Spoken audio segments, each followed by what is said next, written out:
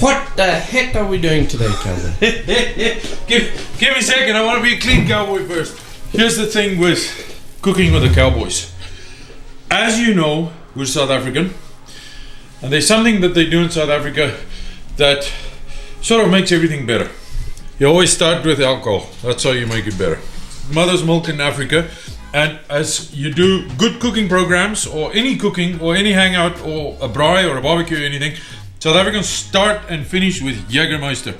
So Cowboy, there you go, George. Oh, booty. Anyways, that's number one.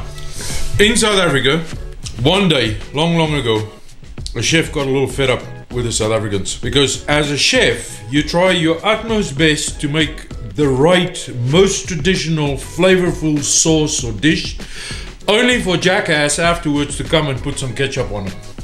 Or in South Africa, one of the things we do quite a lot is we put some Mrs. Balls on it. This is Mrs. Balls. You see? Mrs. H.S. Balls peach chutney. This perske blood young. Doesn't matter what you cook for them, the first thing they do is they reach for the ketchup bottle, they reach for the Mrs. Balls, they reach for the hot sauce, or the this or the that, and then chefs go up to a point that says, you want to do that? So we've got a solution for that in South Africa. We call that Monkey Gland sauce. It's got nothing to do with monkeys. You can buy hamburgers with Monkey Gland, you can buy steaks Monkey Gland, and if you come to Two Cowboys HQ and you're lucky and we like you, you can get Monkey Gland sauce here too. And for those of you that want to find out where you get Mrs. Balls in the rest of the world, there's always a trusty South African shop somewhere along the onlines in the interwebs that will bootleg you Mrs. Balls. Just make sure you ask for Mrs. Balls. Not Mr. Balls. Not Mr. Balls. So what is in Monkey Gland sauce and what do you eat with it? Bottom line is, you start like you start with any French sauce. We're gonna saute some onions, sweat the onions in beautiful butter, get them going. You need Worcestershire sauce. You need some ketchup. That's the basics. And you combine all of that with French cooking technique. You're gonna saute and smoke. Looking. You're gonna sweat the. I think the Jaeger is working. You're gonna sweat the onions in the butter. Add your garlic, brown sugar. What is this, Cowboy? That's red wine. Oh, a little bit of vinegars. This. Water. I don't know what that is for. I got some grated ginger here.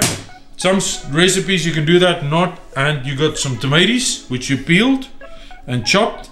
And you want some heat, so that's the garlics with our Thai chili keys. If it's not hot enough, we'll add some more chili keys a little bit later. But the bottom line is, we start with onions, sweat that, add everything together, cook it until it's delicious, and then slather it on your steak. And I've got just a steak for us to do that. Come on, Cowboy, drinks. Drinks on the house here. Cheers. Bottoms up. Okay, step one, butter. Lots and lots of butter.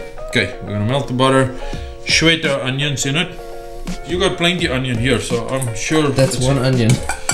Now, if you don't know what sweating onions means, is you need to take it on medium heat, melt it in the butter, and let your onions slowly bubbly with the butter. If there's not enough butter, add some more, until the onions become sort of translucent and soft. That's the basis of some basic French sauces that we will use.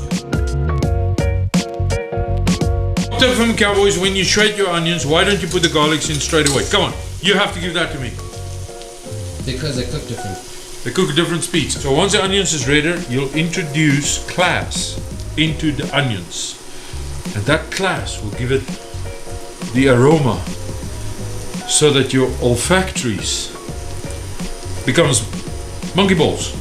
No, monkey gland. Time to put in some garlics. The recipe calls for another shot of cherry brandy, Cowboy special. It calls for a can of tomatoes. If you're lazy ass, peel them yourself, chop them up, put them in. Some brown sugar. Sugar's in there. Vinegar. This is my own flavor. A little bit of grated ginger. So the point is, you can sort of make up your own stuff from that point onwards. There's three things that needs to be in there. Obviously, the base of a French sauce: butter, garlic, onion. That's it. Whatever you do from this point onwards, as long as it has the three important South African ingredients, Mrs. Balls, Liam Perrins, it's in there, and Agulo Trusty Ketchup, tomato sauce if you're from South Africa, tomato sauce when you're from England. There's a very interesting dialect we have in South Africa, and that is when you actually speak Afrikaans, but English people can understand you. And it goes something like, you fucking gooi die dinge daarin, man, it needs to go inside. Where's my ginger? Mummy's saying we took her ginger. Hang on a second, I just want to clean this up here. Coming dear.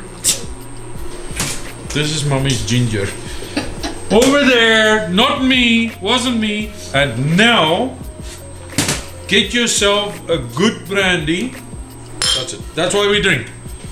Make sauce, braai, barbecue, be happy.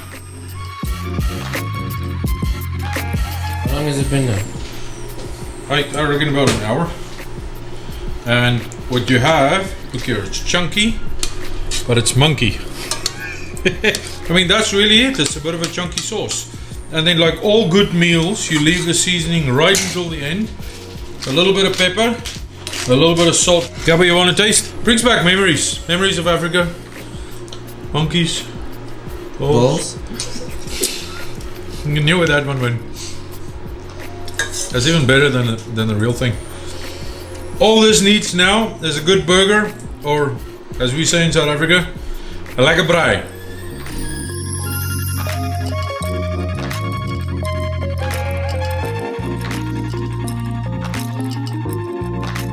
How's it taste? I want to do another bite because I actually had one already.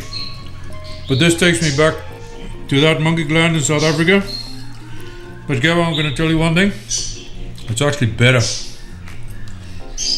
This is so much better. With French steak, butter beef, man. It's lekker to be a boer.